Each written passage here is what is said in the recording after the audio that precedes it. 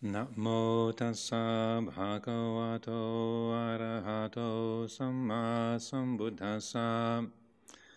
Namo tassa bhagavato arahato samma sambuddhassa. Namo tassa bhagavato arahato samma sambuddhassa. Buddhang dhammang sanghang namasami.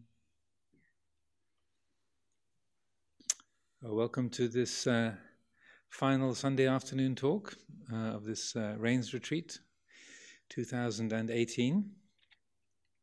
The time has flown by. We have only a few days to go until the full moon day, next Wednesday.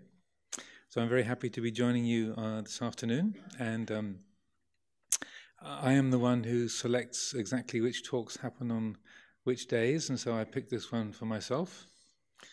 I felt a suitable theme to finish the season of talks, and also because this area of mythology, Buddhist mythology, and mythology in general is something that I have a great interest in. I have been reading, studying for most of my life. When I was a small child, I never read normal kind of stories for boys and war stories and such like. Or I read fairy tales and myths and legends of the Greeks and the Norse myths and the Egyptian and Indian, and so that was the world that I grew up in and that I was interested in.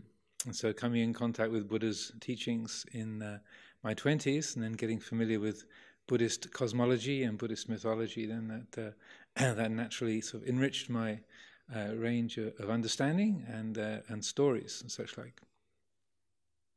So, probably some of you are quite familiar with the Buddhist cosmology, the Buddhist description of the structure of the universe, and some of you it might be completely unfamiliar. But as a brief thumbnail sketch, you have what they call the 31 different realms of existence, and those are divided into three chunks, and the lowest part of the lowest section of the 31 is called the Kama Loka, or the sense desire world. So that consists of 5 or sometimes 4 or 5 different realms, 5 or 6 different realms. So right at the very bottom of the heap you have the hell realms. And this is also, if you don't like the idea of different realms of existence, you can think of this all as completely symbolic. And we're not talking about past lives or future lives. If you're allergic to that, if you're a Buddhist materialist and you don't like the idea of past lives and future lives, you can see it all as symbolic.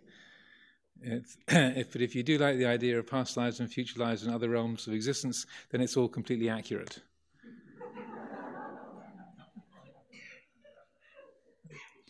So right at the bottom of the heap you have the hell realms, the Niraya. Then the next level up is the what's called the realm of the hungry ghosts. This is the realm of beings that are insatiably filled with craving, that they are always hungry and can never be satisfied. The Peta Loka, or the Preta Loka, the realm of the hungry ghosts. Then the next level up is the animal realm.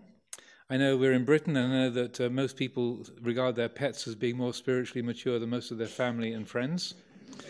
And that when you talk about being reborn as a dog as an unfortunate goal, then some people are quite offended.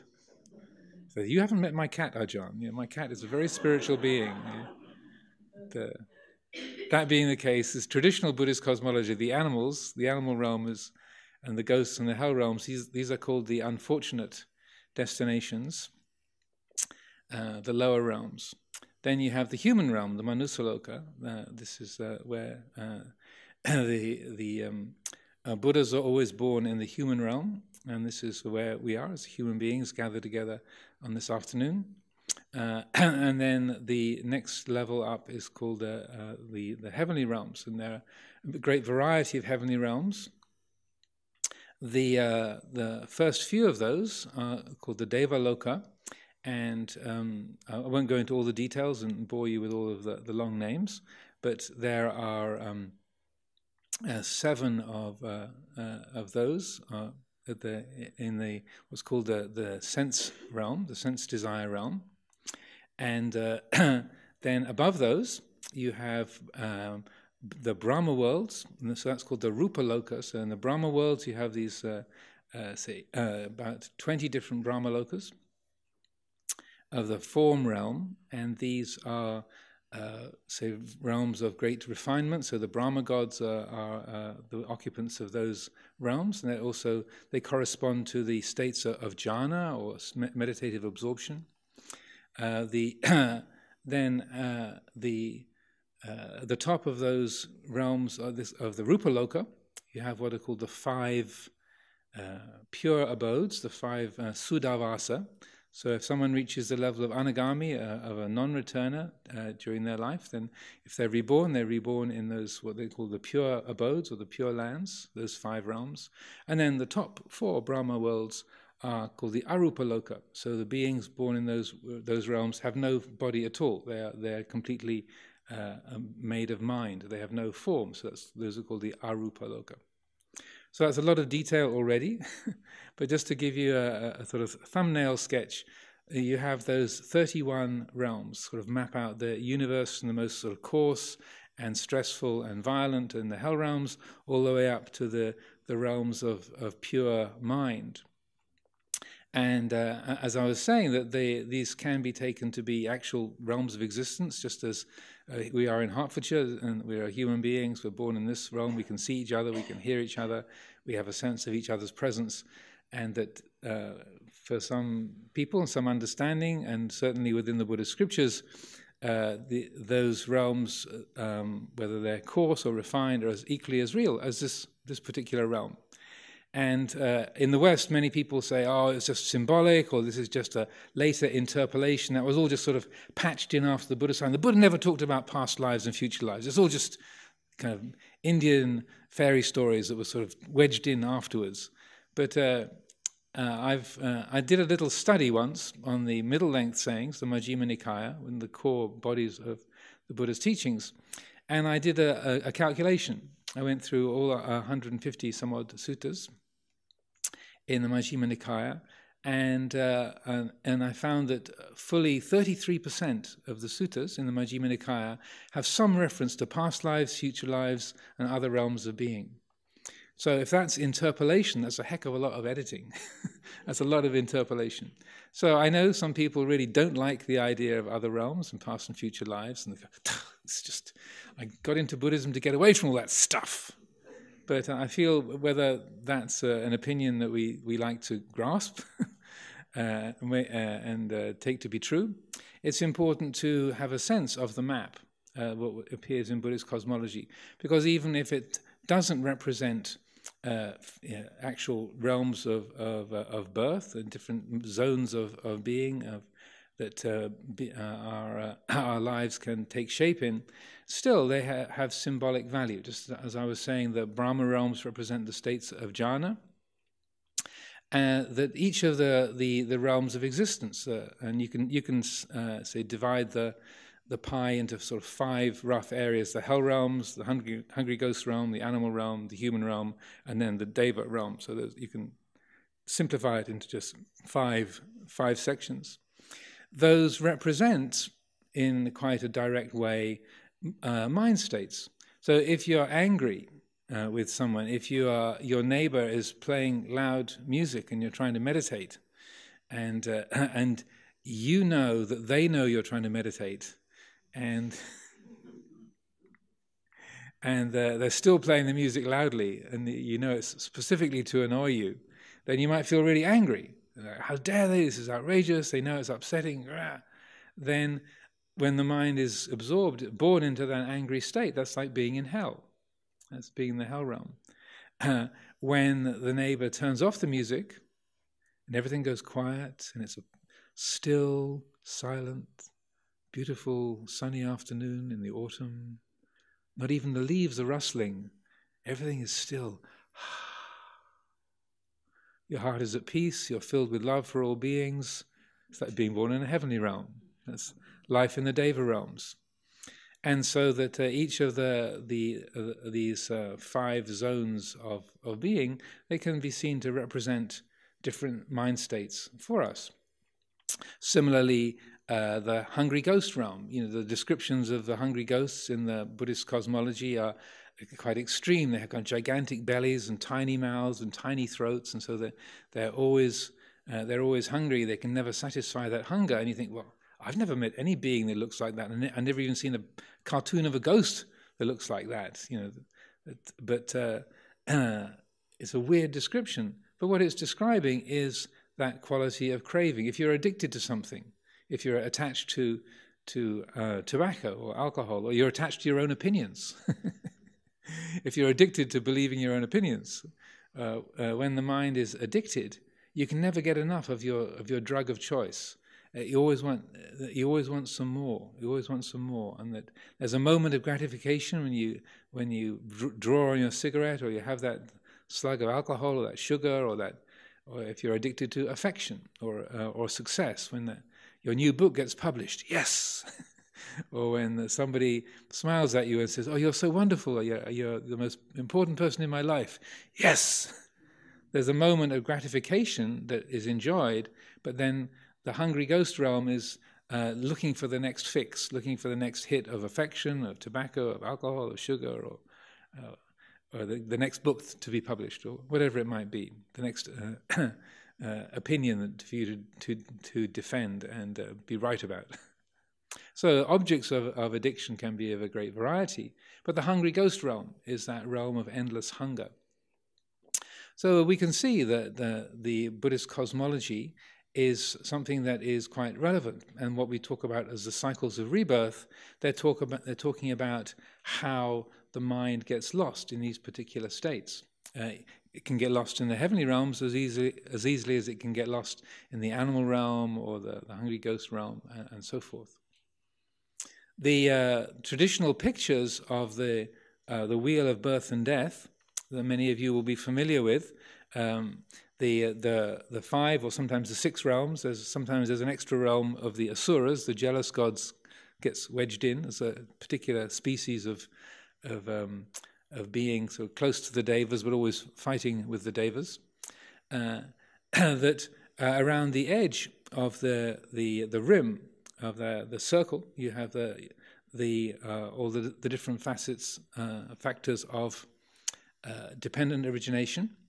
And the circle, the circular shape that's being held up is held up by this sort of demonic-looking being. And the being that's holding up this round shape, the wheel of birth and death, is sometimes called Mahakala, which means great time.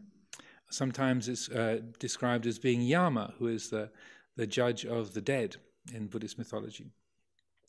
But and even though we use the expression, the wheel of birth and death, the bhava chakra, the wheel of becoming, symbolically that's spoken of not so much as a wheel, but rather as a mirror, so that Mahakala, time, is holding up a mirror. So when you see that complicated picture with the factors of dependent origination around the edges and the division into the 5 or 6 realms, that's your picture. That's us looking in a mirror, seeing the heavenly states, the animal states when you're lost in hunger and attachment to territory and sexual desire or food, the hell realms of being angry and in conflict, the realms of celestial delight of music and sensory refinement. We're looking in a mirror. So essentially that's a depiction of Buddhist psychology. It's helping us to see the fabric of our life. And when we talk about rebirth, and this was often the focus of the forest ajahns in Thailand, when they would talk about rebirth, they would talk about it much more in terms of psychological rebirth, being born into excitement, or being born into fear, being born into jealousy or anger, being born into attachment to sensual pleasure, and so on. So I feel this is very helpful to reflect upon this in this way, and that we don't need to have any sense of belief or superstition in order to see how rebirth works. As Ajahn Chah would say, if you want to understand how rebirth works, notice how if you're in a bad mood when you go to sleep at night, it's still waiting for you on the pillow when you wake up in the morning. So that's rebirth. What you were obsessed about yesterday, you're likely to be obsessed about today. That's rebirth, whatever the mind is born into. If you're particularly obsessed about, say, wealth yesterday, then you'll be obsessed about wealth today. If you're obsessed about appearance yesterday, that'll be what takes up your attention today. If you're practicing loving kindness yesterday, then you'll probably be practicing loving kindness today. So in the Western world, then this, say, function of mythology and mythic tales from the Greeks or from the Norse myths from Scandinavia or from Egypt, the mythological tales of gods and deities and of various different kinds, they function in a very similar way.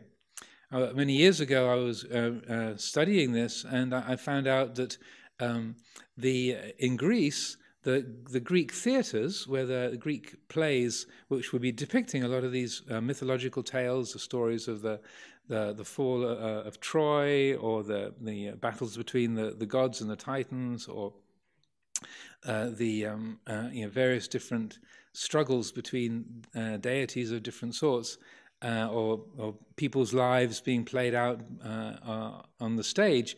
The theatres were right next to the hospitals. So the hospitals were for the physical well-being, and the theatres were the psychiatric units. So that's why in Greek theatre they had comedies and they had tragedies. So that it would, and going to see those plays were a lot about learning to deal with the facets of your life, learning to be able to laugh at your own feelings of being important or proud, or learning to sympathize when someone has, been betrayed by her husband, and so then she kills her children in order to make her husband feel bad, like in some of the Greek stories. So that this kind of understanding of how mythology works was something that Sigmund Freud latched onto, and so many of us have grown up with these stories or figures from Greek mythology in particular. So we talk about narcissism. When you say you're obsessed with how important you are, that you see yourself as the most important person in the world. Certain political figures can be easily identified as having narcissistic tendencies, that they're convinced they're the most important and wonderful person in the world. Certain movie stars or writers sometimes have that same, or even ajahns, might be convinced they're the most wonderful gift to humanity. So narcissism, but that comes from the Greek mythology, or having an Oedipal complex. Like if someone's falls in love with their mother, then that person is described as having an Oedipus complex because of the story of Oedipus in Greek mythology. So that was understood by Freud, that these ancient stories, even if you say, well, did Oedipus really live, and did he really kill his father and marry his mother without realizing it? Did that really happen? Or relating to fairy tales in a similar way, like the story of Cinderella or Snow White and the poisoned apple. Like, well, did Cinderella really exist? And what country was Snow White born in? And how could that have happened? That she eats a poisoned apple and becomes unconscious and then gets woken up by being kissed by a prince. It's like, how likely is that? What was her address? Where's her DNA print? And so we can be a bit too literal about it, but the great insight that Freud had was that it doesn't really matter whether it's a story or whether it's that person genuinely lived. The point is that it maps onto our own life, and we can develop insights from our own. We can develop insight into our own life, our own way of being through these stories. So, and in telling those stories, then and the recounting of them, whether it's Buddhist legends or European legends and myths, then they have a certain power. It's interesting that the word grammar that we use in English to describe the structure of the language and how words are put together, that's related to the ancient word grammari, which was a grammary was a book of magical spells. So that the words in the book of spells to have a magical effect on other people, that it's in a way related to just the fact of putting words together can bring about changes to us. So again, so Freud understood that telling these stories or looking at things in this way can be helpful. Similarly, the Buddha pointed out in the Kevada Sutta, in the long discourses, Sutta number 11 in the long discourses, he said, there are different kinds of miracle. There's the miracle of psychic power, like being able to read people's minds or fly through the air or look into past lives. And then there's the miracle of instruction, that you can say words and people can hear those words and their life, their heart can be radically transformed through hearing those words. And he said, of these two kinds of miracle, the miracle of psychic power or flying through the air and such like, that's very inferior, and that can be something that's very worldly, and you can get lost in that. But the miracle of instruction, that's a really useful miracle. And he talks about that literally as a miracle, as something that's amazing. And when you read the suttas, or you maybe had the experience yourself, that when people come in to listen to a Dhamma talk of the Buddha or of the great Arahants, and then hearing the talk, they became stream enterers or non-returners or Arahants. This morning we chanted the fire sermon, the Adita Pariyaya Sutta. When the Buddha gave that discourse, which only lasts about 15 minutes, 1,000 people listening to that talk all became Arahants. That was the record, by the way. That was not that anyone was keeping score.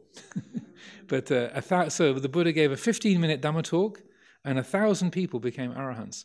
And again, if you might think, oh, come on, Ajahn, prove it. Did it really happen? Was it exactly 1,000? Who was there? Do you have witnesses? How do you guarantee that they all became Arahants? It's like, well, again, even if it wasn't exactly 1,000, the very fact that the story says that has such a powerful impact, that the story tells us 1,000 people became Arahants, it tells us like, whoa, that was a powerful teaching. That really is something that can reach into the heart and have a deep and life-changing impact if we hear it in the right way. So, in a way, language is a magical process. And not saying that every Dhamma talk that we hear, like this afternoon, might not be totally transforming, but I feel that is a very significant comment of the Buddha, that the greatest kind of miracle is the miracle of instruction. That's the most wonderful, a miraculous and marvelous thing. So I'll talk a little bit more about that later on. So, as also, if you're interested in this sort of this quality of language and the power of stories, there's a couple of books you might be interested in. One is called "The Spell of the Sensuous" by a philosopher called David Abrams. And there's a chapter in that book called Animism and the Alphabet. And he talks about how when we started writing down stories, we started writing things down. When writing appeared, then we kind of stopped looking at the world in such a magical way, that seeing that rocks and clouds and trees as imbued with spirits, but rather the spirit or the essence or the power went into the written word, which is an interesting way of looking at it. And then another book that's interesting in this area is called The Power of Myth, and that was interviews between Bill Moyers and Joseph Campbell. We have copies in the library here, The Power of Myth. And Joseph Campbell, who is a psychologist and a mythologist, is talking about exactly this area of how these stories map onto our life, and not just talking about, say, Greek myths or Norse myths and Indian myths, but also he talks a lot about Star Wars and the kind of modern mythologies, and how the hero's journey that's mapped out in the story of Star Wars is a mythological tale, again, that can inform us in useful ways about our life. So a couple of examples from the Buddhist tradition. You have the figure of Mara. Mara literally means death. Amaravati means the deathless realm. Mara is like my name, Amaro, means deathless. Mara is death, Amara means deathless. So Amaravati is the deathless realm. So Mara is the embodiment of death, or the embodiment of delusion. So in the Buddhist mythology, Mara is this force that's always coming along and trying to trick the Buddha, even long after the Buddha's enlightenment, even right up before, a few months before the Buddha's final passing away. Mara was still trying to get an edge on the Buddha and to trick him and fool him. So you have certain incidents where, say, when the Buddha was sitting meditating up in the Himalayas by himself, and it says in the account in the suttas that then Mara came along to the Buddha while he was meditating and said to him, you have such highly accomplished psychic powers, you could turn the whole Himalayan mountain range into solid gold. You could do that. And, think of the power, think of the influence you'd have in the world, on account of that. And then the Buddha said, I know you, Mara. Evil one, I know you. He said, and even twice that amount would not be enough for one person's greed. So the Mara comes along and then says that kind of tempting word. Or in the similar incident, he says, you are a being of such intelligence, such social skills, such kindness. You could govern and rule a country in a completely dharmic way. You could govern, you could be a political leader completely skillfully. And again, the Buddha says, I know you, evil one. I know you, Mara. He says, it's impossible to be a political leader without imprisoning people, without sequestering their money or their property, without going to war with neighbors. It's impossible to govern in a completely dharmic way, which is, any of you who happen to be members of parliament or involved in government, if you think that you were having a struggle trying to govern and to lead in a skillful way, that's the Buddha's comment on it. So he said, I know you, Mara. I know it's impossible to be a political leader in a completely dharmic way. So he chose to be a leader through the spiritual path and to abdicate, to not engage in social leadership as a political leader, but to, put his attention into being a spiritual leader and creating a spiritual force within society. So you have this imagery of Mara, the kind of like the sort of music hall villain. Ha ha ha! I'll get him this time.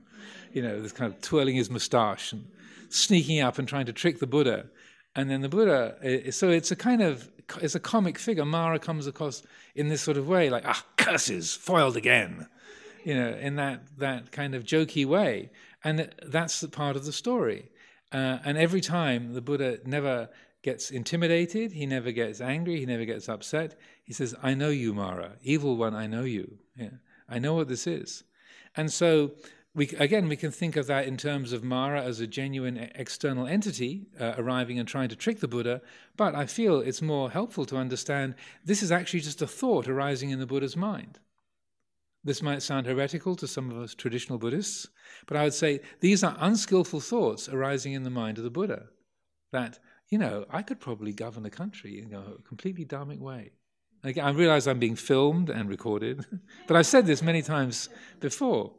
Even though the risk of sounding heretical, what I feel it's representing is those unskillful thoughts arising in the mind of the Buddha.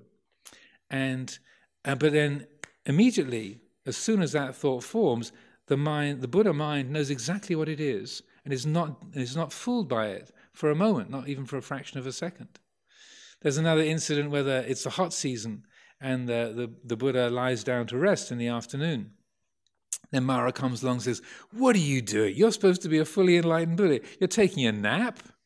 You're lying down to rest? You're supposed to be the spiritual leader. You're supposed to be the example for the Sangha. And you're just kind of lying there like some sort of lazy animal. And the Buddha, of course, says, I know you, evil one. Says, and there's nothing unskillful or unwholesome whatsoever during the hot season, during the heat of the afternoon, to mindfully put the body into the lying posture, mindfully set the time, mindfully set the attention on the time for awakening, to mindfully fall asleep, and then to mindfully wake up again. There's nothing whatsoever unskillful about that. I know you, Mara. So again, I would say that's representing that question arising in the mind of the Buddha, like, oh, this, could this be seen as something that's unskillful? And immediately there's the knowledge, no, it's not. It's just a kindness for the body. It's the hot season, everything's baking. The body needs a rest. Attentive to the body's needs, then the body lies down. Our mind mindfully goes unconscious, sleeps for a while, for a few minutes, and then wakes up again. What's unskillful about that? So you have the sort of mythological form of Mara coming along to tempt the Buddha, but it's telling us a story about the Maras that come along in our minds, that we more often than not believe, that we get pulled into doubt or into desire, into competition, that we get fooled by Mara. We don't have that immediate, acute Buddha wisdom that says, I know you, but we get seduced very easily. But I feel it's helpful to understand the stories in this way, that it's talking about those impulses of fear, of laziness, of aversion, of desire, of greed, of ambition, that if the mind is sufficiently awake, we can know what that is, and with that same acute wisdom, it can be known and can be let go of. Another story that's often told from the scriptures, which is in the Samyutta Nikaya, the connected discourses, the Sakka Samyutta, the stories about Sakka, or who is the ruler of the heaven of the 33 gods, one of the Deva realms, also known as Indra. So the story goes, this is Sutta number 22 in the Sakka Samyutta. I looked it up for today. So it's called it's a story called the Ugly Demon. And one day, Indra is away from the palace, the Vajrayanta palace, and so his throne, the big yellow throne that Indra had as the ruler of that Tavatimsa heaven, is empty. And then this little yaka, this kind of ugly little demon, comes striding into the throne room, climbs up onto Indra's throne, and kind of makes itself comfortable. And so then the ministers and the attendants say, get off there, who do you think you are? This is outrageous. That's His Majesty's throne. You'll be in terrible trouble if Indra comes back and finds you as a kind of intruder. You don't even belong here. What do you think you're doing? If he finds you on your throne, he'll hit you with a thunderbolt and you'll be turned to dust. And as they get angry and upset with this little yaka, then it gets bigger. And the ugliness starts to fall away and it gets bigger and more good looking. And the more angry and upset the attendants and the ministers and the courtiers become, then the bigger and more handsome and more striking this little yaka, no longer little yaka, is. It gets bigger and bigger and more powerful.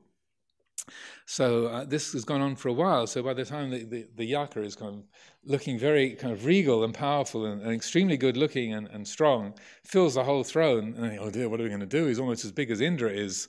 We're really in trouble now.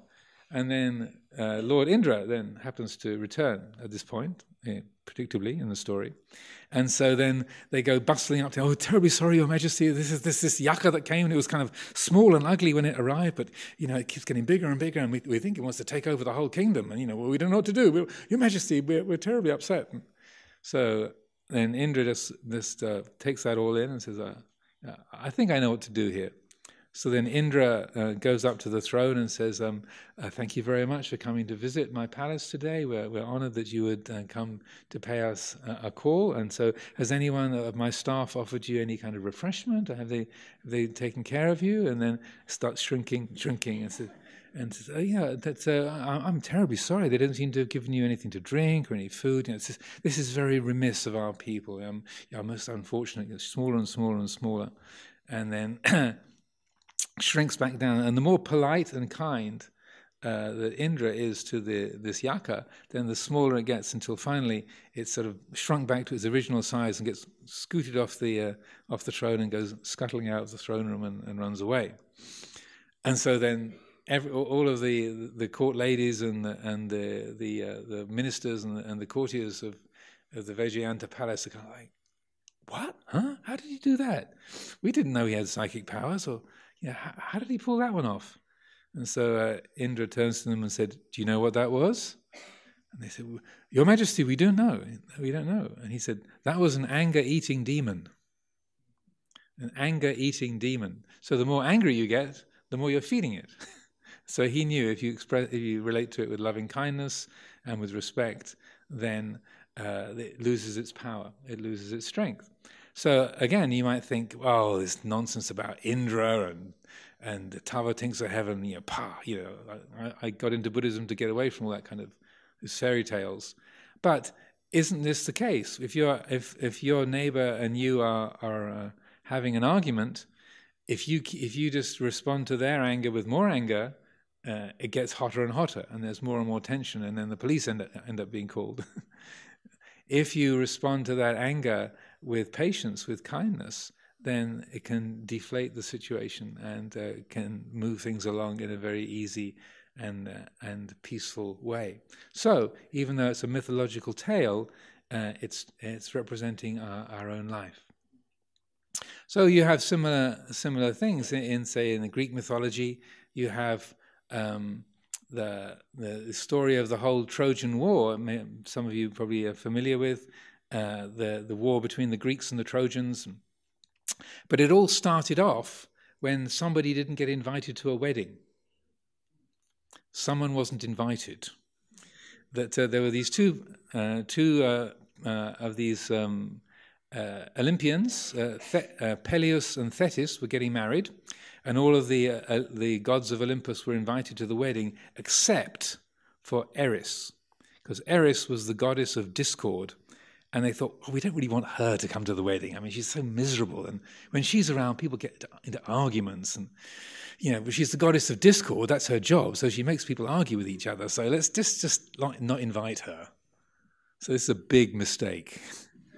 So Eris realized all of the Olympian gods, the Hera and Zeus and Aphrodite and Ares and Athene and Hermes and the whole pantheon, all of the 12 Olympian deities were invited to the wedding except for her. So she thought, right. So she created a golden apple, and on the apple she inscribed the words, "For the fairest," for the most beautiful. And then, unbeknownst to everybody else at the wedding party, she came along through the side door and rolled the apple into the wedding. So suddenly there's this golden apple appears in the middle of the floor with "for the fairest," for the most beautiful. So then the discussion begins. So which of the goddesses is the most beautiful? So that's why Eris was the goddess of discord. So, and according to the story, then a lot of the people thought, oh dear, here comes trouble. And so then there was a beauty contest. I know these are going out of fashion nowadays, but this is Greek mythology, so it was a long time ago. So the three contestants were Hera, who was the queen of the Olympians, the bride of Zeus, and then Athene, who was the daughter of Zeus and the goddess of wisdom, and then Aphrodite, who was actually older than the other Olympians, but the goddess of love and beauty. And so then the three of them were sort of, okay, well, it's down to you three. The others all agreed it was those three.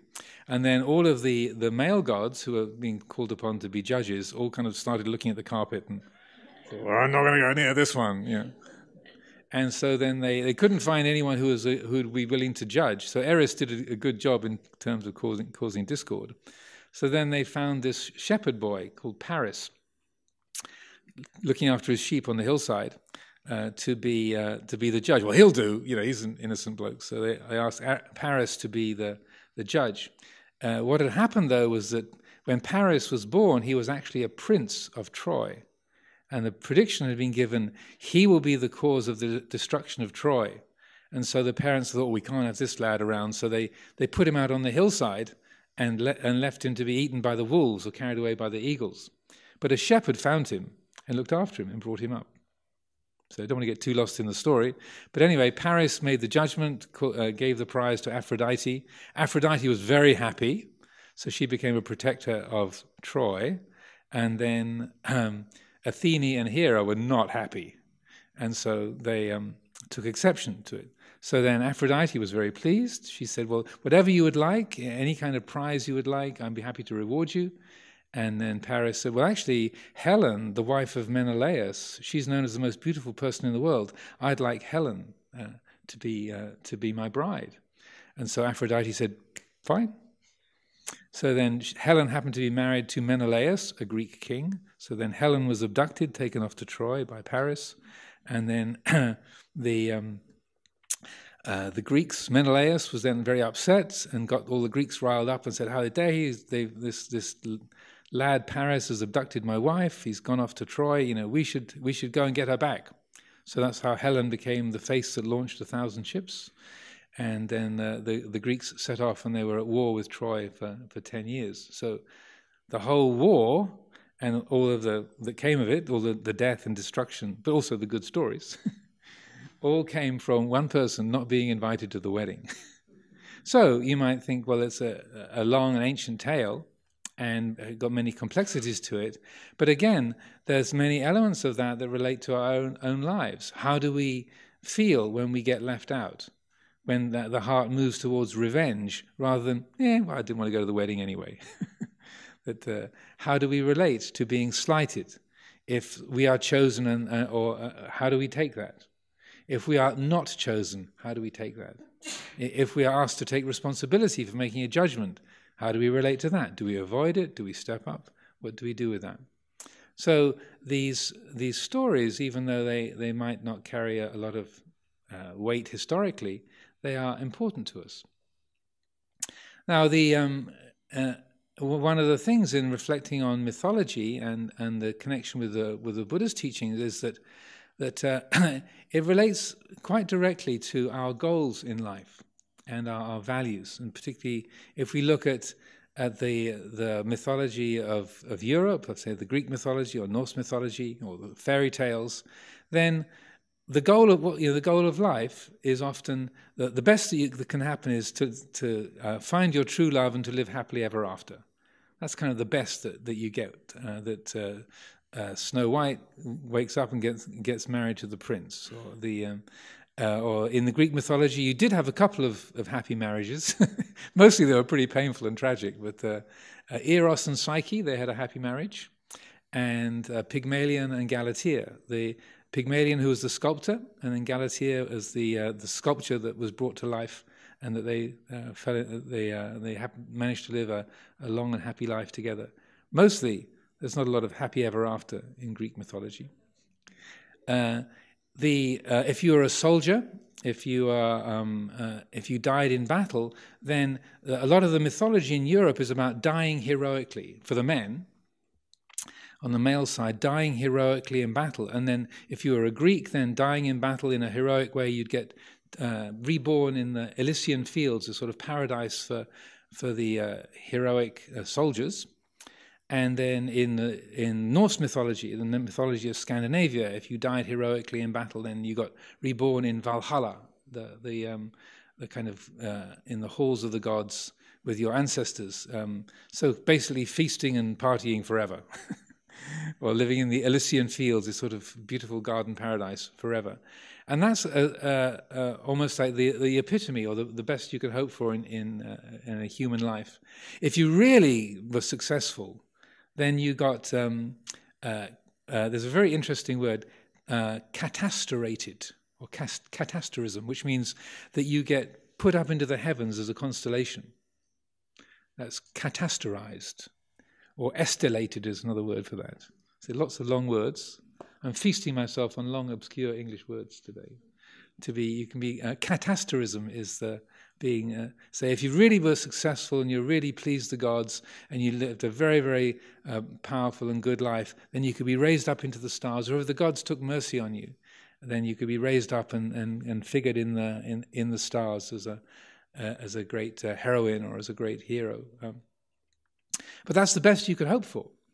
So I feel that the Buddhist teaching and Buddhist mythology is very powerful in that it offers us a very different goal for our life. And I feel this is particularly significant in the modern age, because nowadays, even though we might not think about the Elysian fields or Valhalla or being estellated, raised up into the heavens, what do we mostly look forward to in life nowadays? Is a good retirement program. Yeah, a nice nursing home. Make sure your kids go to good universities. You know, having I'm not kidding. I mean, isn't this what people look forward to? Like, is having a financial security for the last few years of your life, making sure you got good nursing care, trying to make sure that your kids are around to help look after you. These are the value systems that people have to look forward to. You know, when they're looking for a good life, then it's what kind of retirement home are you aiming for? Like a sort of the Pure Lands is like a sort of eternal kind of retirement, sort of golfing estate, where you can play golf and swim in the pool and have entertainments forever and ever and ever. And I'm kind of joking, but kind of not joking. But this is I feel that the goals of society in the West now are extremely shallow. And people see as an achievement how many followers you have on Instagram or how many likes on your Facebook, how many, how large your savings account is, how big your house is. That's the most we can look forward to, and to be sort of impressing people with these tokens of value and transcendence, but they're only tokens.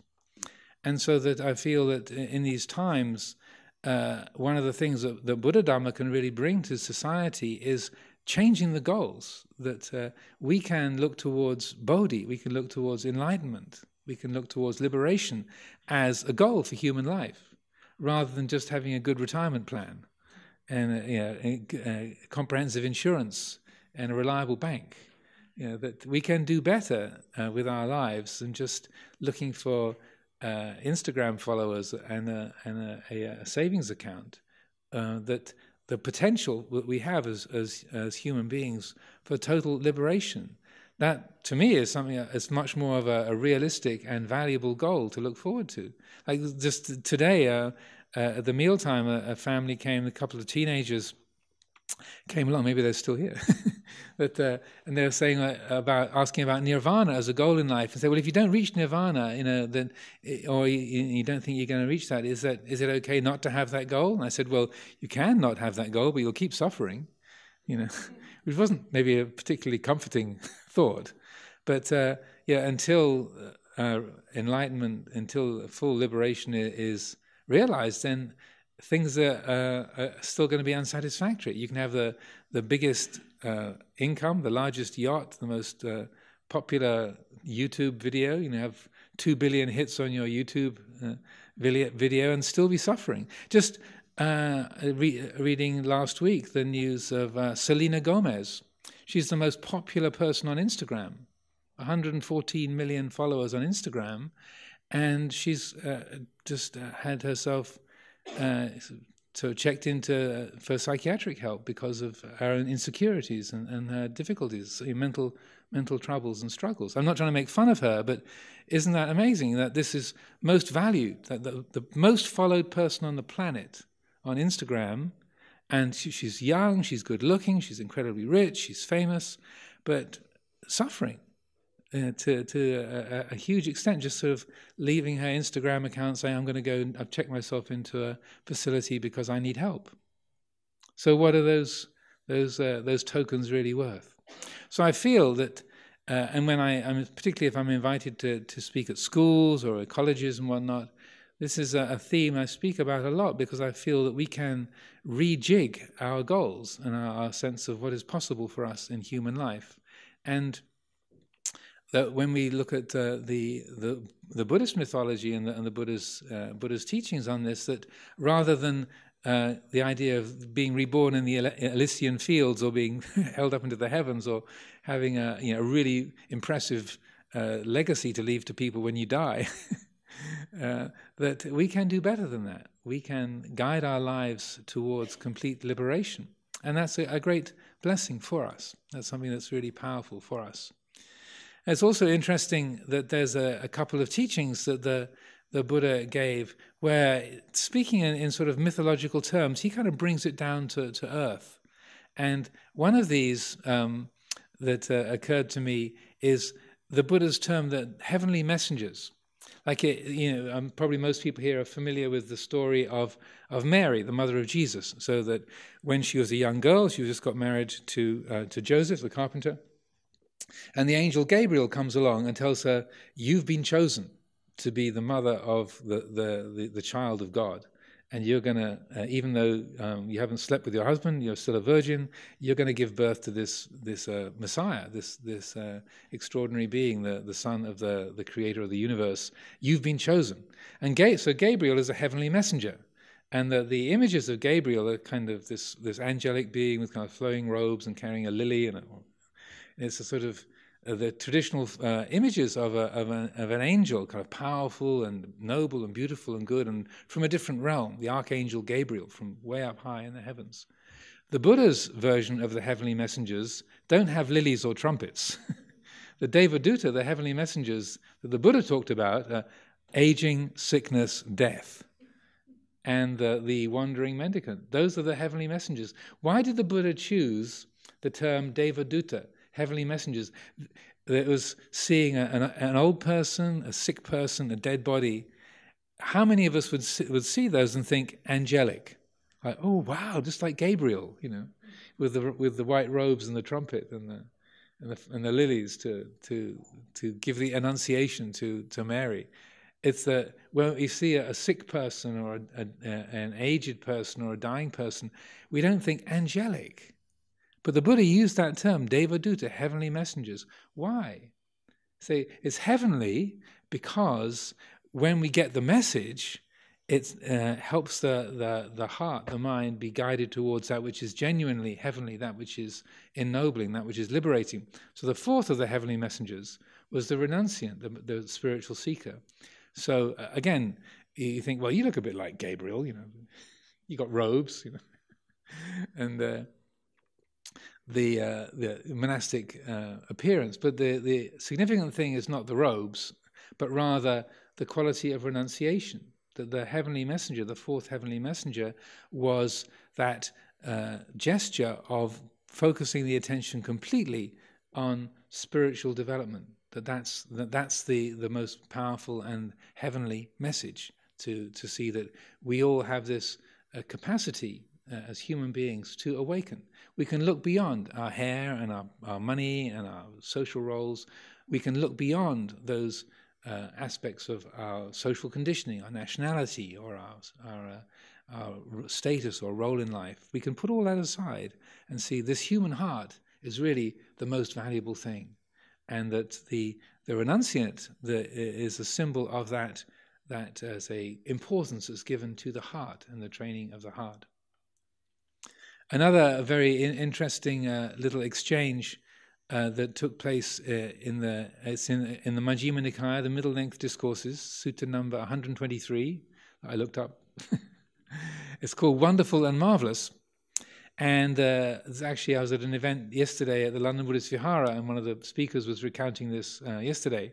But in Lumpur Sumedho's copy of the middle-length discourses that I inherited, when I inherited his kuti, I inherited his Majjhima Nikaya, this is one passage that's actually... There's very few marks on the text, but this one paragraph is sort of highlighted in yellow with purple stripes down the side. So this was flagged by Lumpur Sumedho.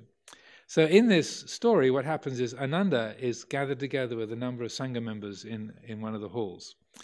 And he is telling the stories of the Buddha's birth and saying how that his mother, Mahamaya, had a dream of this white elephant, and then the Bodhisattva descended from the Tusita heaven and was born into the womb of Mahamaya, his mother. And then when she gave birth without having any physical pain. She was standing up, and as soon as the Bodhisattva, as soon as her son was born, he immediately took 7 steps, and lotus blossoms sprang out of the ground under his feet as he walked immediately after birth. And then after having taken 7 steps, then he raised his hand in the air and said, "I am the leader in the world, I'm the foremost in the world." And after that, and many, many other kind of incidents around the birth, Ananda said, and this was a wonderful and marvelous quality of the Tathagata. So then at that point, then the Buddha shows up, as he often does in these stories. And so then he said, "What were you talking about when I arrived?" Because, of course, when the Buddha shows up, everyone stops talking. So then Ananda recounts exactly what he was saying and tells us the story. And says, and that's another wonderful and marvelous quality of the Tathagata. So he gets to that whole account, the whole list of about 14 or 15 different events, all kind of miraculous and amazing and kind of colourful, that a newborn baby can walk and talk, and lotus flowers are popping up out of the grass. Amazing, incredible, wonderful, marvellous. And then the Buddha said, do you want to know another wonderful and marvellous quality of the Tathagata? And again, this is a kind of example of Pali humour, just like Mara kind of twirling his moustaches, like, ha ha, I'll get him this time. This is another kind of Pali humour incident. And they say, oh yes, please, Venerable Sir, tell us. And it's like they're expecting more miraculous and colourful tales. He says, when a feeling arises in the mind of the Tathagata, he knows this is a feeling. When a feeling abides in the mind of the Tathagata, he knows this feeling is abiding in the mind of the Tathagata. When a feeling fades away in the mind of the Tathagata, the Tathagata knows this feeling is fading away. So too with a perception, so too with a thought. The Tathagata knows it's arising, it's abiding, and it's passing away. These two are wonderful and marvelous qualities of the Tathagata. So he brings it right down from the sort of mythological and colorful and miraculous to, like, isn't this amazing? This is a really amazing quality. We can watch our minds. Wow. So just like him saying the miracle of instruction is more important than flying through the air or reading people's minds or looking into past lives and such like, that the power of instruction is more important than that. Then similarly, he's saying the fact that we can watch our minds, that is more amazing than a newborn walking and talking and lotus flowers popping up under their feet. So that, and that it's also, I feel, very significant that was the one passage that Luang Por Sumedho had highlighted and kind of put stripes in the margins, like this is important. And so when we consider these sort of mythological forms and these stories, then it's also, I feel, important to see that the Buddha's own take, he didn't deny any of those things. There are numerous accounts of him having conversations with devas, going up to the Brahma realms to teach Brahma gods and have conversations with them, looking into past lives and to reading people's minds. There's piles and piles and piles of that. But that's in a way just not anything that the Buddha made much of in and of itself. What he did make much of is the fact that we can watch our minds.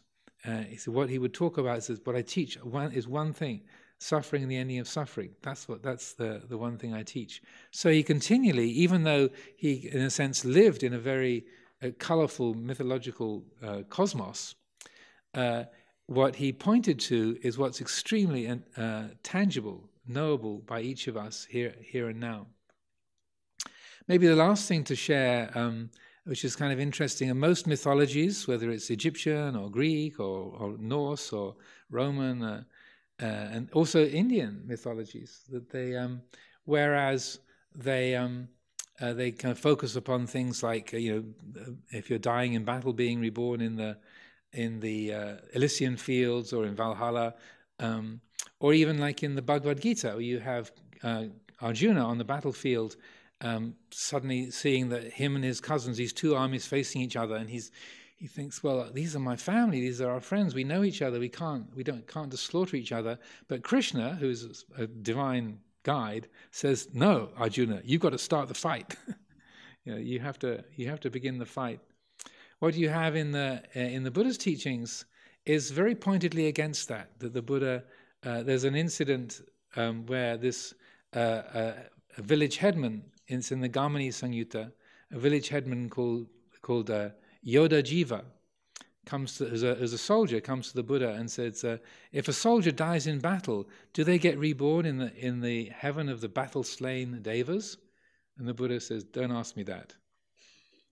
And then again, of course, they do this 3 times over. Yoda Jiva says, can I ask you again? Yeah. If a soldier dies heroically in battle, is he reborn in the heaven of the battle-slain devas? And of course, he asks 3 times, and then the Buddha refuses 3 times. And then says, if he's asked a 3rd time, then he has to reply. So he's asked him on the 3rd time of asking, then the Buddha says, Yoda Jiva, such a one is reborn in hell. So rather than Valhalla and the Elysian fields, the Buddha said, no, if you've been killing people, that has a result. And whether it was in battle or not, there's a painful result of living a life around killing. So that's a very significant difference that you have there, and quite a contrast. So there's no validation, there's no sense of something worthy and good and beautiful about killing others, and there's never any justification for going to war that's given in the Buddhist scriptures. So that's mythologically a significant point. And the very last thing to say is that whereas there have these different kinds of heaven, like in the Hindu teachings, or the Egyptian, or the Greek, or the Roman, and such like, there's no mythology for parinibbana. That there's no stories, there's no images. The Buddha says, that you can't talk about what happens after the passing away of an arahant. And when he has a dialogue with Vacchagotta about this, and Vacchagotta says, well, an arahant, when they pass away, when the life comes to an end, do they reappear in another world? And the Buddha said, reappear doesn't apply. Do they not reappear in another world? He said, does not reappear doesn't apply. Well, do they both reappear and not reappear? The Buddha said, both reappear and not reappear does not apply. Then Vacchagotta says, okay, do they neither reappear nor not reappear in another world? The Buddha said, that doesn't apply either. So Vacchagotta is like, I don't understand. And the Buddha said, so Vaccha, if we had a little fire burning here, and then we grass and sticks, and the fire goes out, and I ask you, where did the fire go? North, south, east, or west? What would you reply? And Vacchagotta said, well, I'd say the question doesn't apply because it didn't go north, south, east, or west, it just went out. And the Buddha said, well, exactly, Vaccha. You're asking the question in a way that presumes a reality that does not exist. Yeah, you cannot say reappear. You cannot say does not reappear. Those words don't apply.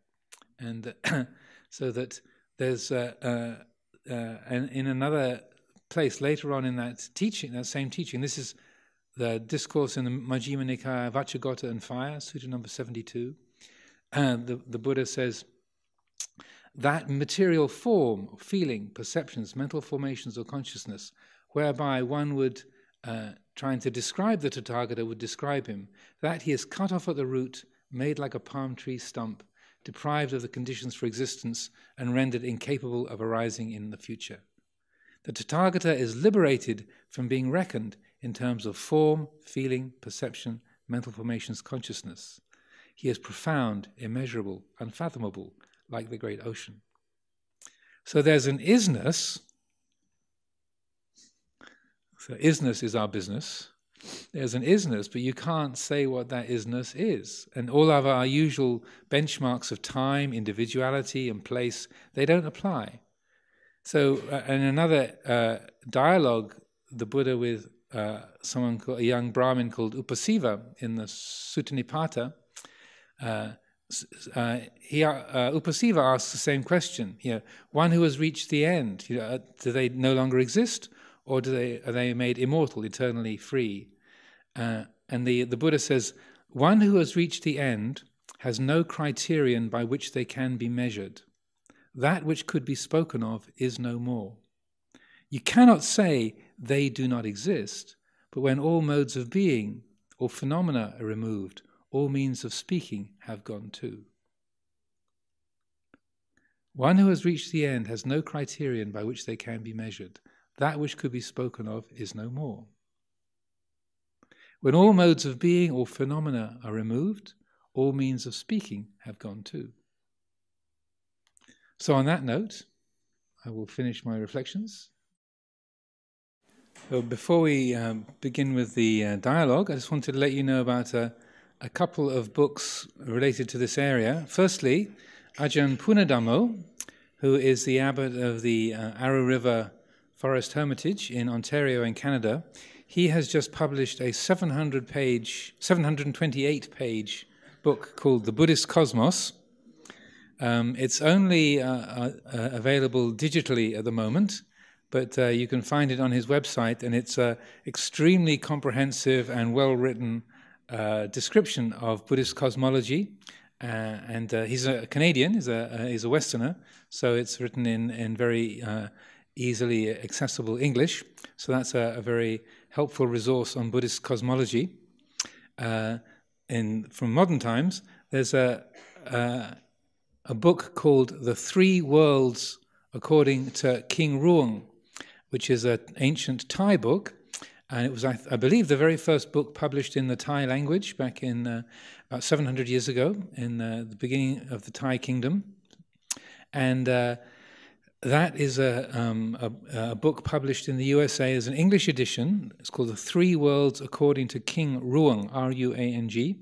It's a university publication, but again, it's quite accessible. It's written in very good English, and that's more of the classical Thai perspective on the Buddhist cosmology, but it's got a lot of very, very interesting detail. And so I would say Ajahn Punadhammo's book is a bit more up-to-date.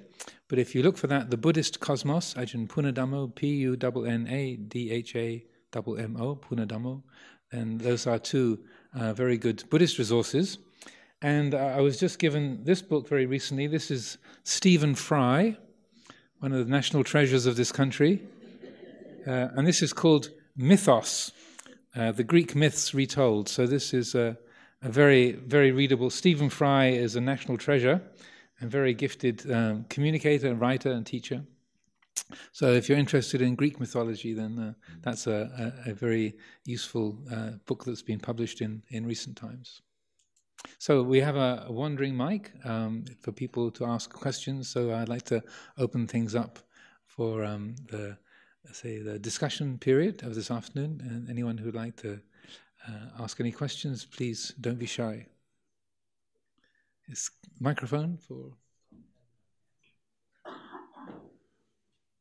the wandering microphone?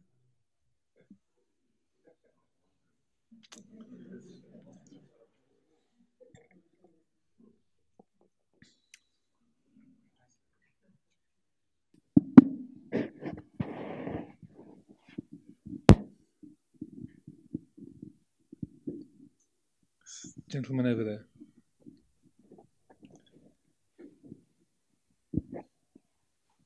Not used to the mic. It's really about what you said this morning. You were talking about a sense of detachment and also having a sense of being in what you were detached from. This morning you gave a talk. I did, but let's stick with the afternoon subject. Okay, fine. Can I ask just one question? I'd like to know, how does one recognize when one has reached a higher state of mind like Sohan? Like Sotapanna, you say? Yes. Huh? Yeah. Well, there are certain benchmarks that are described in the Buddha's teaching in various different forms. The one very simple one is having unwavering faith in the Buddha, Dhamma, and Sangha, and a natural adherence to the 5 precepts.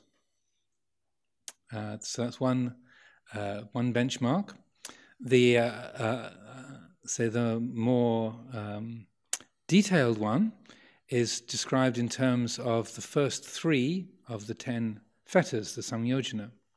And so this set of qualities are, obstacles, or a fetter is like handcuffs or chains, things that sort of tie you down and limit you. So the Buddha described the stages of liberation in terms of these fetters falling away or being freed from those fetters or those chains. So the first 3 fetters are all broken with the realization of stream entry. So the first one is self-view, Sakkaya Ditthi. So that is the belief, I am the body, I am the personality. So if you think that you really are a man, and that's an absolute truth, then you haven't made it past self-view yet. So I am the body, I am the personality is Sakkaya Ditthi. Then the second fetter is Vichikicha, or skeptical doubt. And that's not sort of doubt about what to have for lunch or which bank you should put your savings in, but it's doubt about what is the path and what is not the path.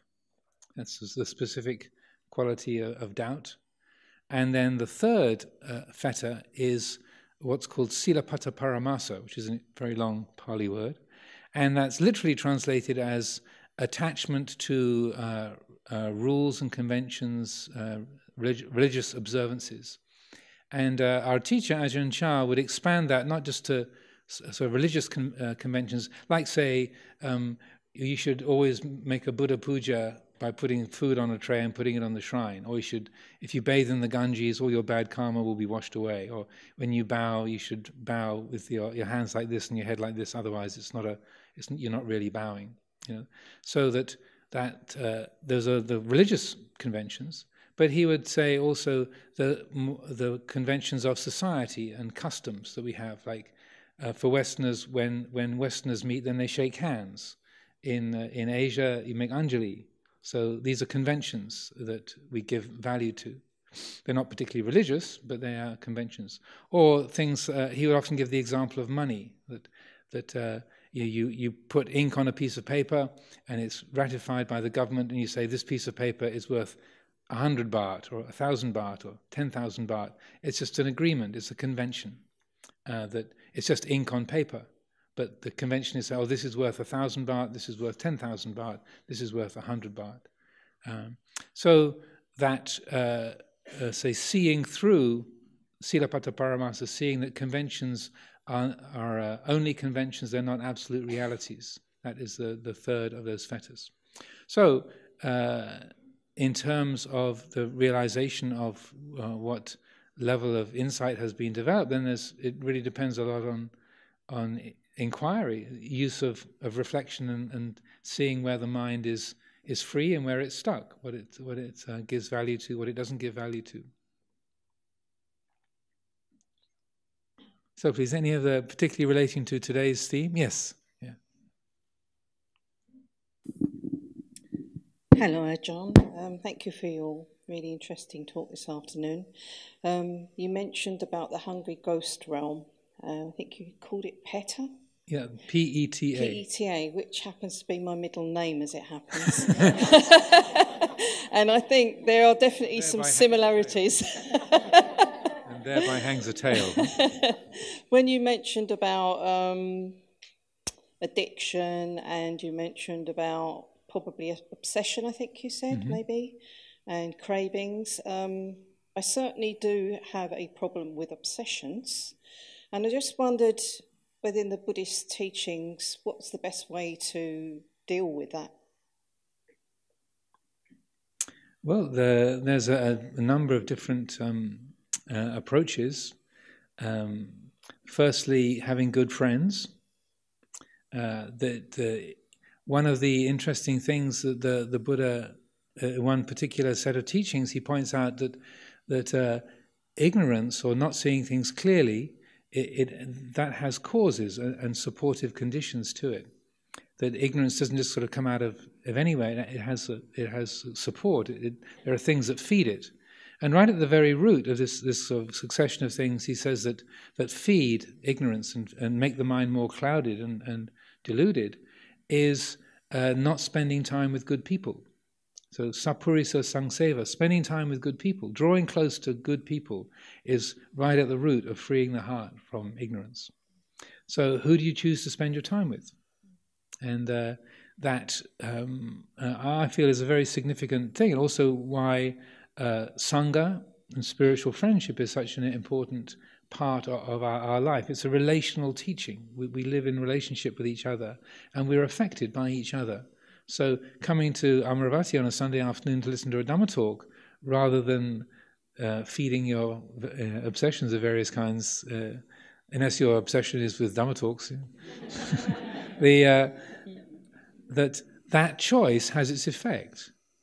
You know, you are with people. You can be here. You can think, oh, this is great. I love this. That in the heart that says, I love being with these people. They're not exciting people. They're not glamorous people. They're people who love the Dhamma. And I like this. This is good. This feels great.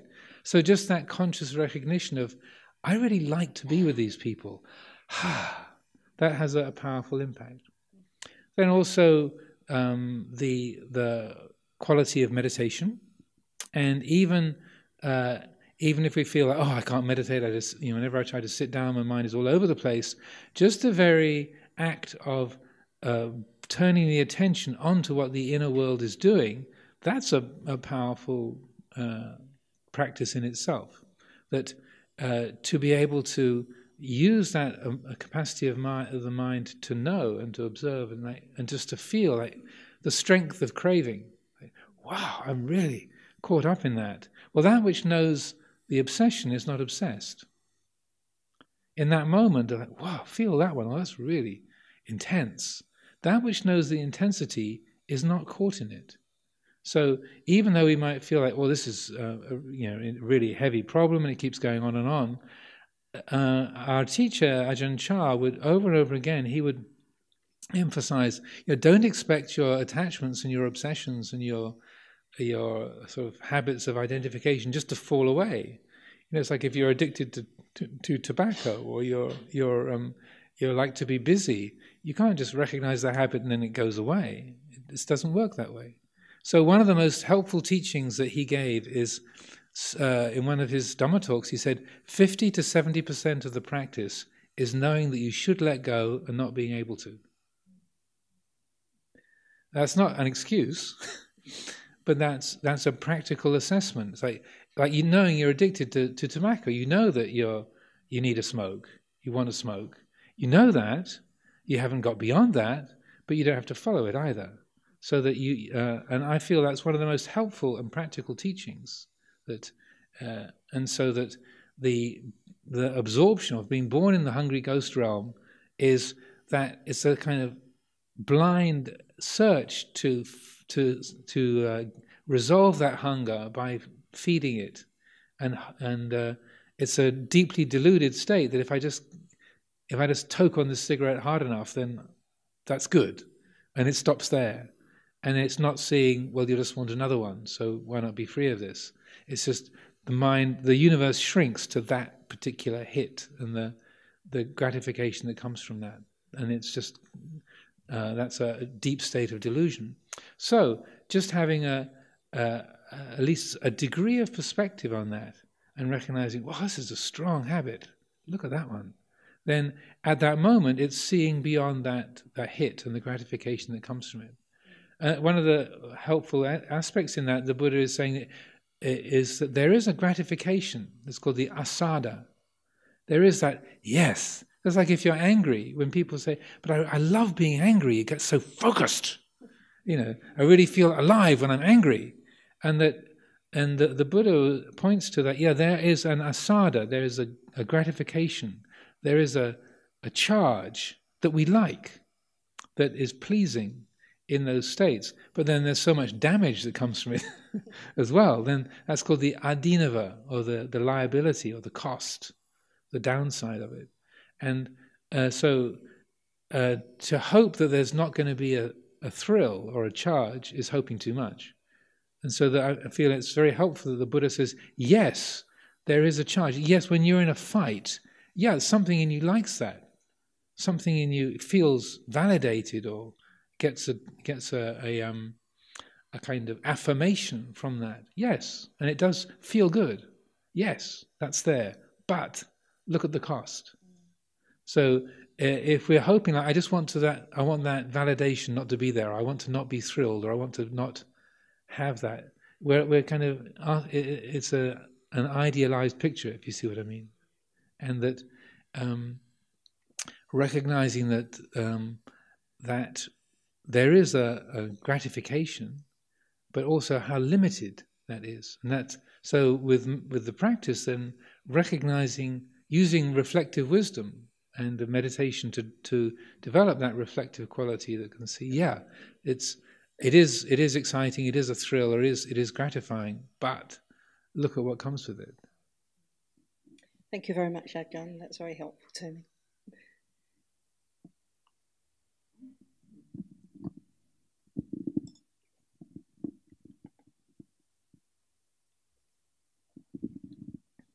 Bhante, I have a question about Patidana, sharing merit with the deceased ones. I hope I said the right word.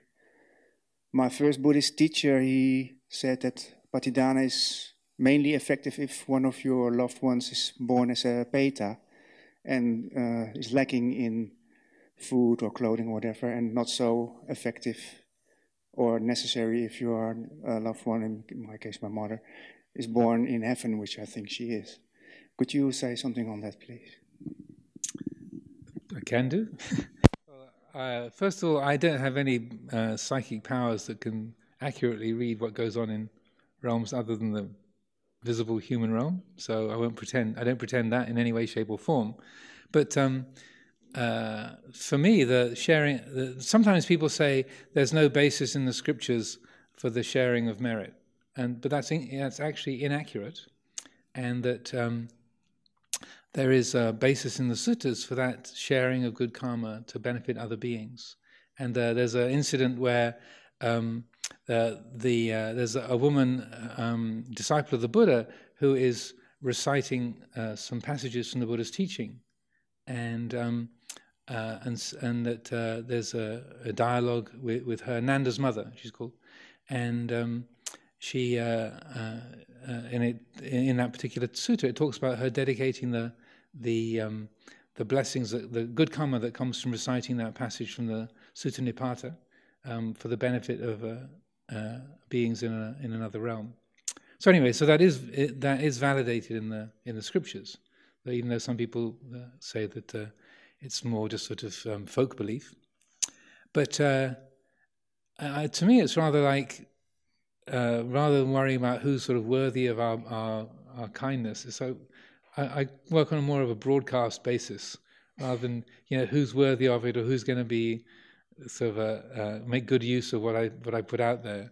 That it's rather like if you send greetings cards at Christmas time to a whole kind of long list of people, like we do at Amaravati, about 700 or 800 people, 1,000 people, we send cards out.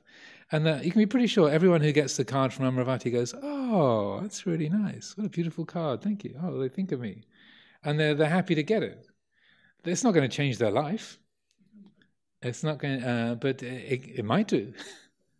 And so that exactly what effect our offerings have, whether it's a card through the post, or it's a feeling of loving kindness, or it's a dedication of merit, and that I feel that the exactly the effect of our actions is one of the imponderables, the things you can't calculate. It's the achinteya, but just the intention to put it out there and to offer what you can is something that's going to be a source of blessings. I think probably, I don't know, but in terms of second-guessing your teacher, that it's rather like if someone's already a billionaire, if you send them €5 through the post, they'll think, "Oh, that's very nice, but that's not going to make a big difference to my income." But if it was someone who's only got €0.50, it's like, "Whoa, happy day!" This has just improved my funds by a very large percentage. Great day. But exactly how people relate to what they receive is down to their attitudes. You might find someone who is indeed a billionaire, and if a child sends them €5 through the post, they go, "Oh wow, what an amazing thing! This little kid sent me. They like what I do, and they sent me. Here I am, Bill Gates. I'm the richest person in the world, and this little kid just sent me $5. Wow, that's really good. I'm going to keep that address. What's her name?" And that it could lead to a whole university education. So you don't know what the results are of our actions, and so that I feel just sort of broadcasting our well-wishing can be of benefit. That said, also Venerable Ananda Maitreya, who was a very eminent Sri Lankan monk who spent his 70th reigns here at Amaravati, his attendant was senior to Ajahn Amaro. Or if you added up at that time, if you added up the reigns, the years of monastic life of everybody in Amaravati, the total didn't reach 70. So Venerable Ananda Maitreya had more reigns than all the rest of us put together. So he was extremely senior. So he was 90 years old, and it was his 70th reigns. And but he had a certain amount of abilities in this area and was quite knowledgeable. And he said that the beings who are, if they're stuck in those like the ghost realms or or intermediary states, in what they call the kind of Gandhava states, in the Tibetan Buddhism they call the Bardo states, they're kind of beings that have, one life has come to an end and they haven't been reborn in another plane. It's called an intermediary state.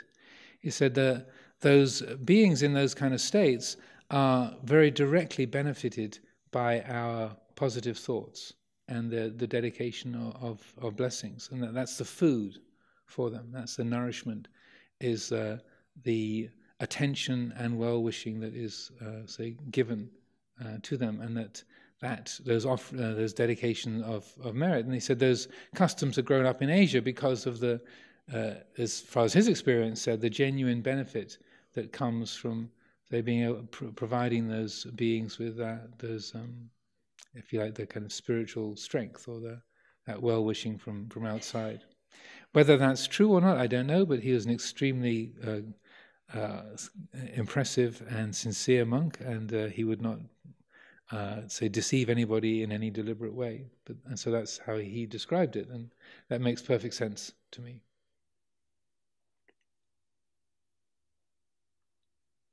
There's over this side here. We've been favouring the people on this side of the hall. This gentleman down the front here. If you can switch on the microphone.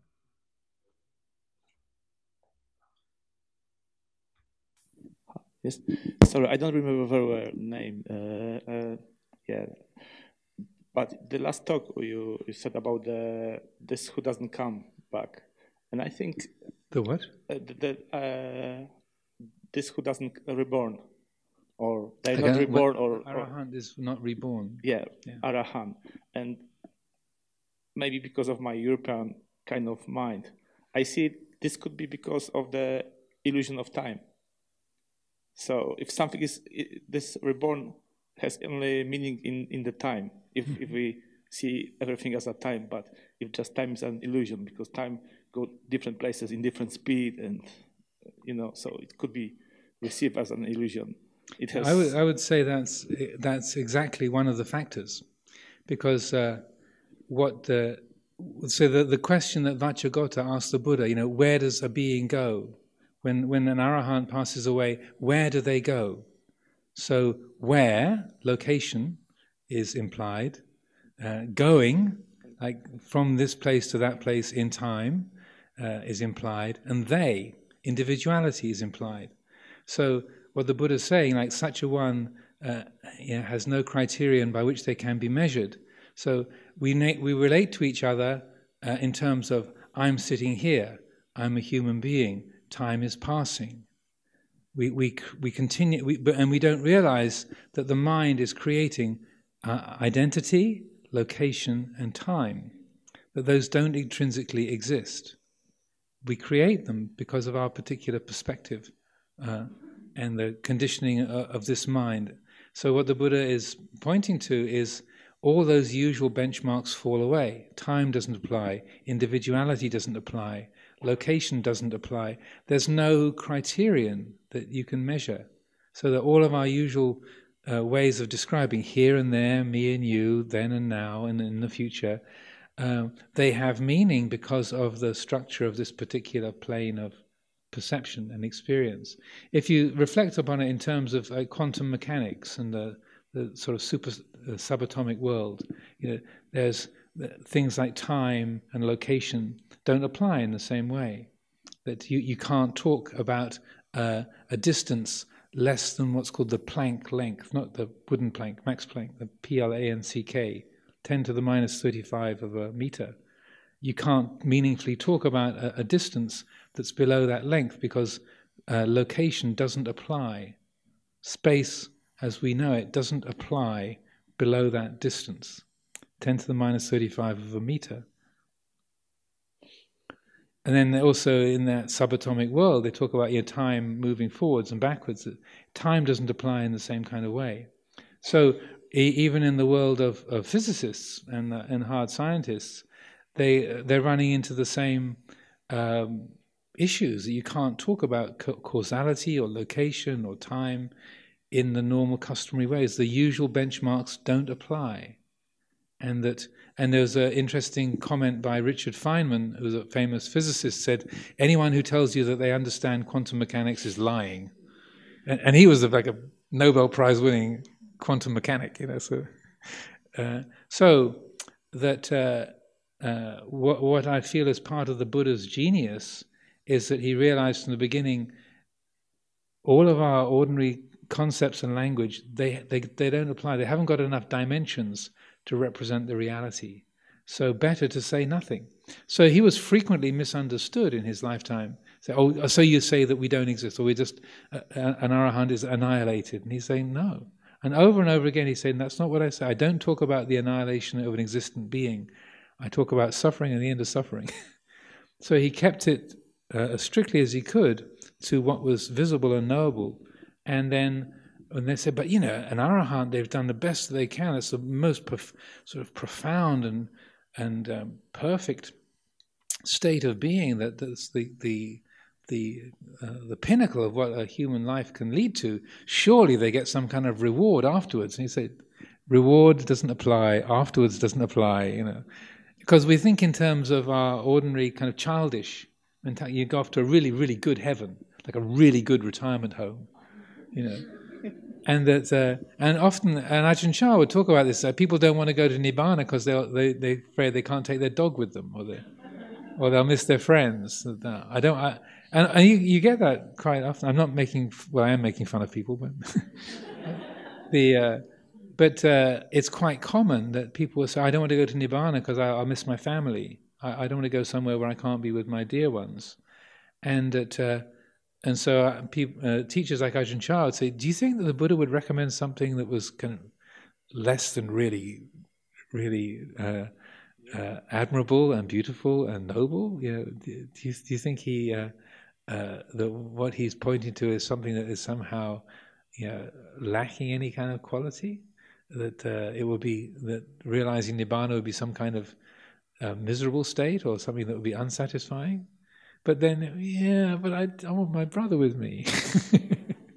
And so that it points to, like the gentleman's question about stream entry, if there's still that attachment to personality, to particular friends, to particular possessions, say, then that's showing, the mind is locked onto that birth, it's locked into that particular realm, and so that shows you, there's still some attachment there. That's still something that still needs to be understood. And that there's an interesting teaching where the Buddha's cousin Mahanama is asking him, because Mahanama became like a ruler for the Sakyan people and had a certain amount of responsibility in the society. And he said, from time to time, when people are dying, they ask me to come to their bedside and to give advice. And I don't know what to do. Can you're the great enlightened master. Can you give me some tips? Can you help me, because I don't know what advice to give.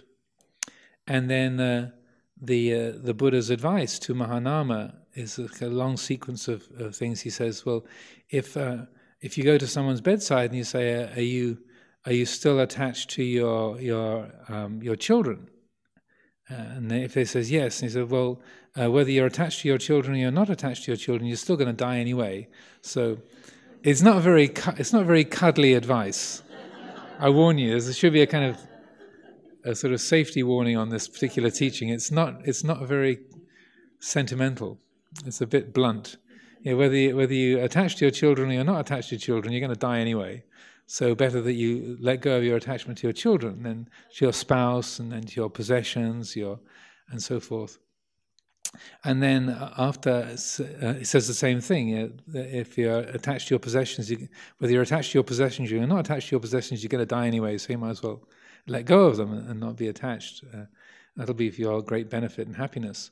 And then he points to the different heavenly realms. So say if you're why be focused upon being reborn in the human world when you could be reborn in the heaven of the four protective deities? And why be focused on being reborn there? You could be reborn in the Tavatimsa heaven or the Tusita heaven or the Brahma world. It goes through each of these different levels, kind of say, why settle for that? Why not go for something higher? And then the final piece is like, why focus your attention on being reborn in the Brahma world when you could bring your attention to not being reborn at all? And thus you should focus your attention on what's called Sakaya Nirodha. And it's a very rare use. It's a word that's not used very often in the Pali Canon, like Sakaya, as in Sakaya Ditti, and Nirodha, meaning cessation. So you should, rather than aiming to be reborn in the Brahma world, you should focus upon cessation of identity, because that is, say, the ultimate potential that there is for the mind to not be reborn in any state whatsoever.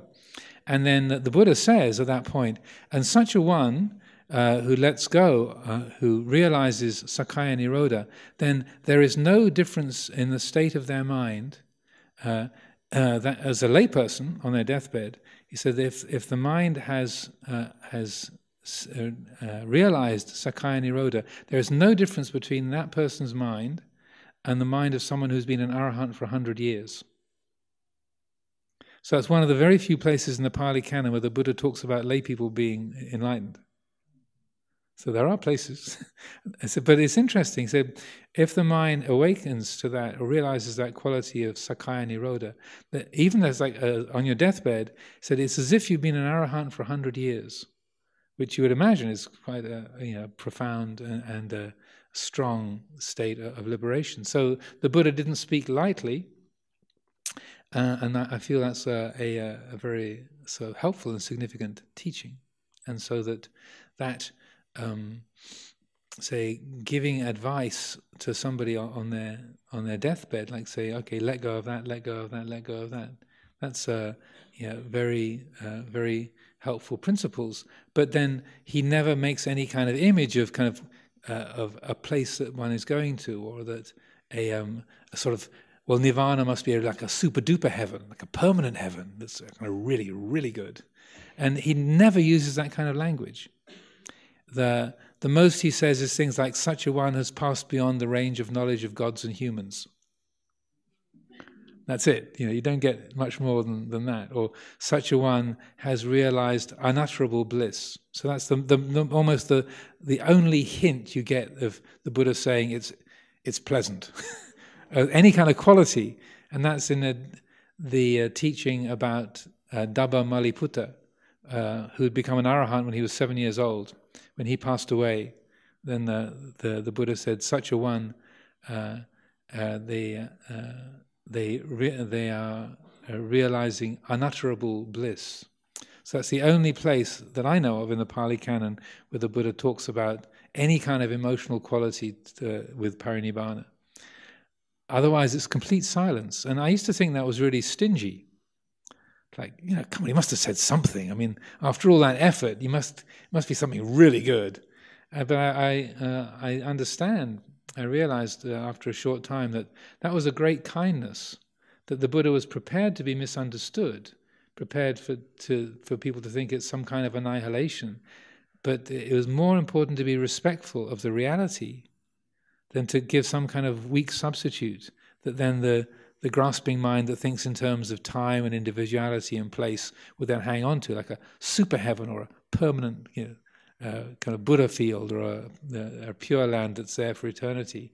He said, no, it's not a kindness to use that kind of language, and far better to speak in terms of the parinibbana as a sort of event horizon. You can talk about what's happening up until that point, but after the body passes away, words, time, location don't apply. So leave it. So another question. There's one at the back there. It's a bit of a distance to go over there.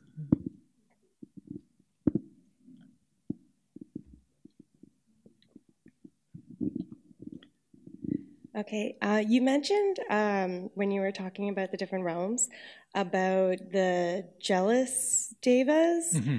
How come they are excluded from some like wheels and included in others? Good question. There's a number of different sort of maps of the realms, the 6 realms, or the 5 realms, and I think in Ajahn Punadhammo's book that I was just reading, because I only got a copy of it a little while ago. He said that in the later recensions of the kind of Buddhist cosmology, then the Asuras were sort of given their own realm, and that prior to that, they were more like a sort of subdivision of, I believe, the Tavatimsa heaven. So Indra's queen, so Sakka, the king of the Tavatimsa heaven, his queen was an Asura. She was Suja, was her name, and they have beautiful Asuras and ugly Asuras. It seems like there was a subdivision of the Tavatimsa heaven, and then later on, as the mythology developed, then they kind of got given their own slice of the pie. But the characteristic of the Asuras is that they are jealous of the power of and beauty that the regular devas have. So that in the scriptures, you have quite a lot of accounts of the battles going on between the devas and the asuras, and usually it's Indra. Sakka is the sort of the leader of the Tavatimsa group, and then Vepachiti is the leader of the asura group. And sometimes Vepachiti wins the battles, and sometimes Sakka wins the battles, and so that's sort of scriptural accounts of that. So that's not just like later stories, but the actual giving of the asuras their own sort of division or their own realm. That seems to have been a later development. It's 2,500 years old. When this stuff was established by the Buddha, it was still the Iron Age here. I think people forget that this was not even the late Iron Age. It was the middle to early Iron Age when the Buddha was walking and talking in India. So that was 450 years before the Romans came. So it was a long time ago. So then these stories do develop, and they can mutate over time. But in terms of psychology, then the asuras are the chief characteristic is that of jealousy. That they are really annoyed by what other people have got. So they lack what is called mudita. So when the devas, when someone is really rich and famous and beautiful, then you feel resentful of their richness or their power, or their beauty. It rouses jealousy and resentment in the heart. So that's the asura. That's being born in the asura realm. It's like, who does he think he is? Like, oh yeah. Or like when someone who's sort of beautiful or powerful gets sort of pulled down and made fun of, or they lose their power, or they lose their looks or their money, then that in us that goes, yeah, you deserve that. That's the asura, being born in the asura realm. So the asuras are quite powerful. They're deva-like beings, and in the terms of the scriptural stories, in the later on, like if you read the 3 worlds according to King Ruang, then the asuras are much kind of lower in the hierarchy, but in the scriptural depictions of them, they're like a particular group of devas that kind of get lost in their own negativity. So in a way, it's a bit more like in the Bible, the story of the archangel Lucifer, who became jealous of God the Creator and then got thrown down from heaven to the lower realms because Lucifer was like the brightest of the archangels, but became jealous or envious of the power of Jehovah, and so got thrown down.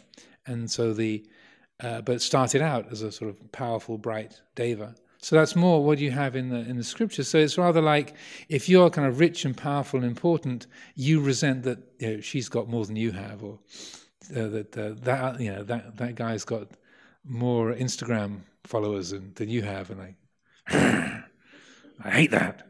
That's the being born in the asura realm. One of the things I'd also like to point to is with these stories and mythology is, particularly you get from many of these ancient tales is, and I feel is helpful psychologically for us, is that life often doesn't seem fair. That I don't know how many, I sit here in the sala and receive visitors, guests a lot of the time, year after year. And frequently the dynamic between us is that how could this happen, or this isn't fair, or why has this happened to me, or it shouldn't be this way. So that sense of life being unfair is a very strong natural feeling for us. I can see a few people nodding. That's familiar territory.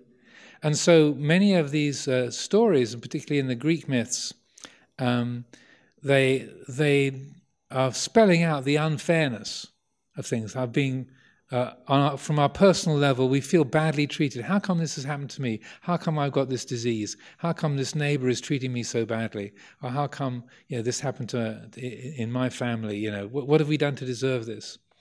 And it might seem a bit strange, but I feel some of the most useful myths are the ones that say, yeah, it wasn't your fault, and yeah, you got smashed.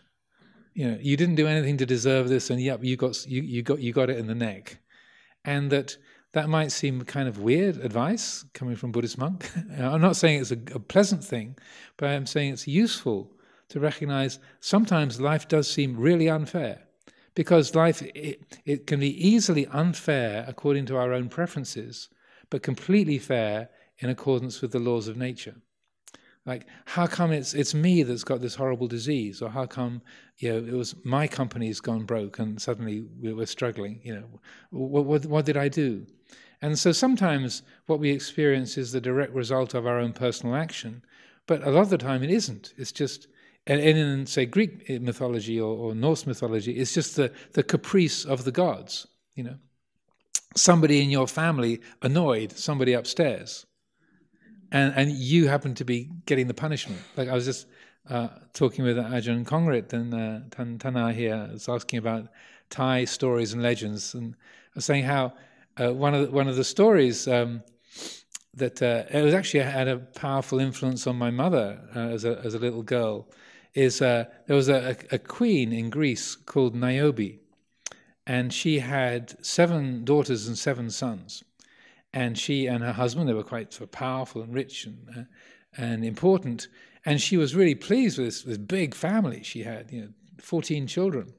And then she made the mistake one day in the temple of making the comment that the goddess Leto, who was the mother of Apollo and Athene, so Leto only had 2 children. I've got 14. It's much better than her.